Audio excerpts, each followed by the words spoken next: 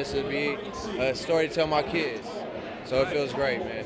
That's senior standout Tremaine Townsend, who clearly understands the significance of the NCAA berth. Here on the Cal State Northridge campus in the pub where the basketball team awaits to see exactly where they're going to be destined in the NCAA tournament. While waiting, I spoke to head coach Bobby Braswell and some of the Matador players. They had the character to continue to fight and continue to work, and I'm extremely happy for our players. It's a once-in-a-lifetime opportunity for some guys. Hopefully it won't be, next year we can repeat this, but we know that's a special moment and we're going to really cherish it. The dream came true, you know what I'm saying? So, we made it. The team and everyone in attendance waited anxiously for the selection announcement. That moment came and the place erupted.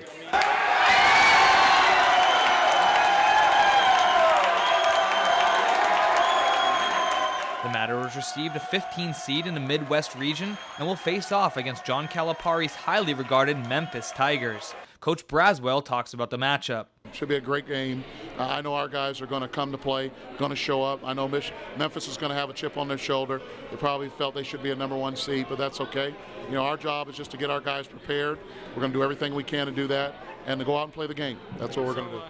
Oh, they're a great team. Junior point guard Mark Hill is familiar with Memphis since he played against them twice when he was at Tulsa. I feel that they're a team that just that runs, and we run, so I think we don't have nothing to lose. So we're just going to go out there and play free, and it's just a great opportunity to be in this situation. Well, folks, the Matadors clearly achieved their season-long goal. They'll be playing Thursday night in Kansas City against Memphis in the NCAA tournament. Tonight, I guess they're going dancing. I don't know. In Northridge, I'm Spencer Lazara for Valley View News. The team received a standing ovation as they entered. The fans appreciated the effort given a week prior, where the Matadors nearly defeated highly ranked Memphis.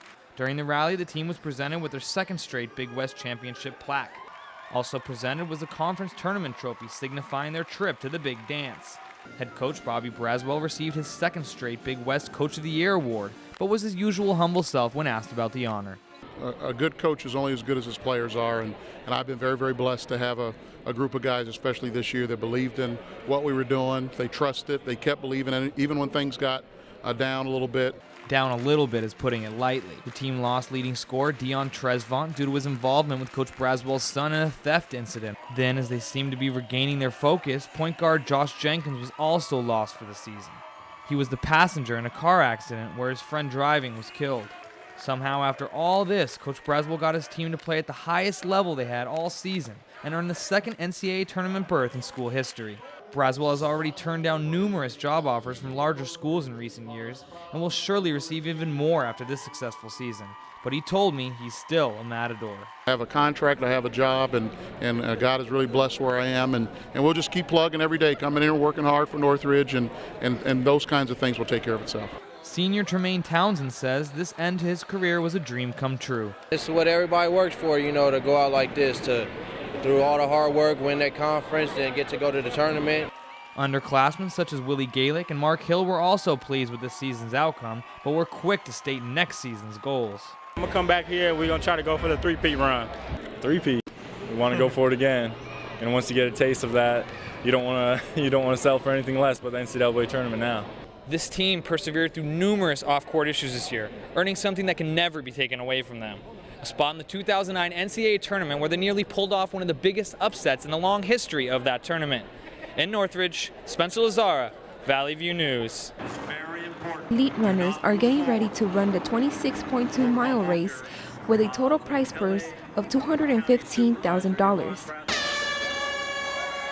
At stake, $120,000 for the first man or woman to cross the finish line in the Banco Popular Challenge. The Los Angeles Marathon is the largest in California, the 4th largest in the country, and the 7th largest in the world. The race drew more than 25,000 runners. It ranged from world-class marathoners to novices. Aryazova Tatiana from Russia ran her first marathon and was the first woman to cross the finish line at 2 hours 29 minutes, beating the men. She has a mixed feelings. She has a muscles tiredness, but inside of her spirits are all high and all up. Eulogio Oroxon, representing Guatemala, was the second Latino to cross the finish line. Thank God I was able to reach the finish line, and I feel good. In the end, even if you didn't cross the finish line first, you were still a winner. Yeah! At least that is how Uncle Fester and friends seem to feel. From downtown Los Angeles, Marilyn Garcia, Valley View News. Larry Drew led all scorers with a game-high 24 points and 6 assists, something that is rarely seen from the North Carolina-bound pass-first guard. Taft's sharpshooter, Bryce Drew, supplied a huge lift for the Toreadors from behind the arc. Six-man Michael Williams contributed with some excellent shooting of his own. But the Fairfax Lions didn't go down without a fight.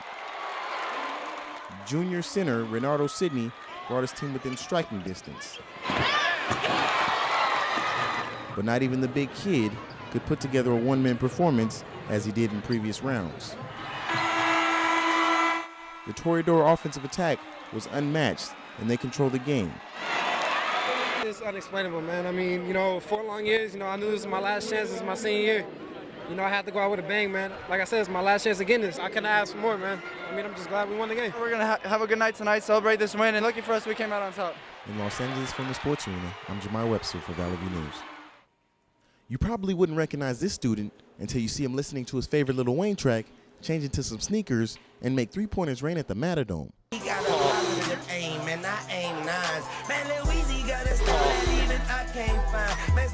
That's right, this 6-foot, 170-pound guard, who averaged 14 points off the bench for the Matadors, is none other than Deion Tresvant.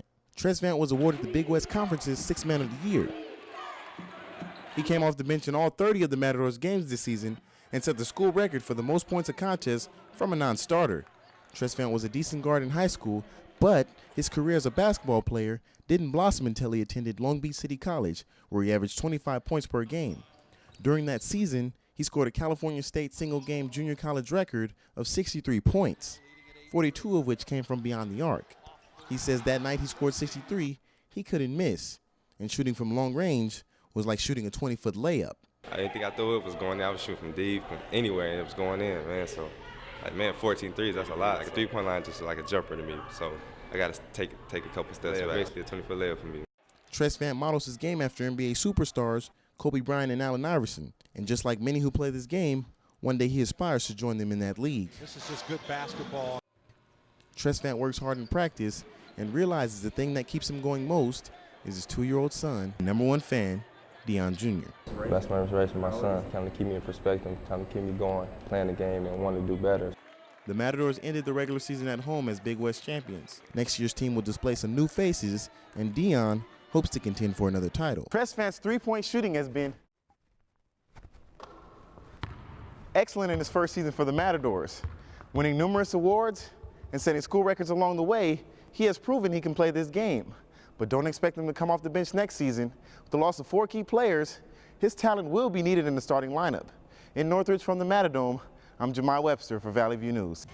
Stage 7 of the Amgen Tour of California started off a little different than most bike races do. The people at the Live Strong Foundation provided the crowd with chalk and allowed them to write messages on the start line. Some were messages of hope, some of friends who lost their fight, while others were gratitude for not giving up. This simple gesture allowed the friends, family, and victims of cancer to connect with their unofficial leader, Lance Armstrong. Armstrong was one of many top-name riders to race in this year's event. Fans lined up for hours to catch a glimpse of their favorite racers. We just wanted to come see everything. We like Lance, but bike racing's cool, so that was fun. She loves it, and we live right here.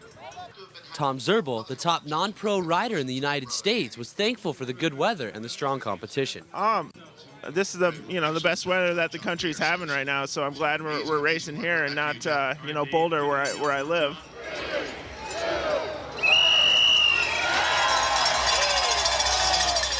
At the start of the race, Amgen Tour leader Levi Leipenheimer took the center spot with the yellow and blue jersey, with his teammate and crowd favorite Lance Armstrong to his far right in the black and yellow jersey. The pace was slow as they made their way out of the starting line, but that would soon change as the riders covered more than 10 miles of hilly terrain in just under 30 minutes.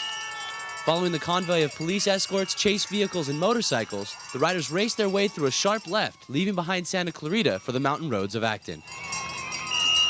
From this point, the racers will climb nearly 5,000 feet before making a very fast descent down Angeles Crest Highway into Pasadena. Should take the riders a little more than 2 hours to complete the last 40 miles of the event. They'll complete 5 5-mile laps around the Rose Bowl to finish out Stage 7 of the Amgen Tour of California. I'm Jeremiah McDaniel, reporting for Valley View News.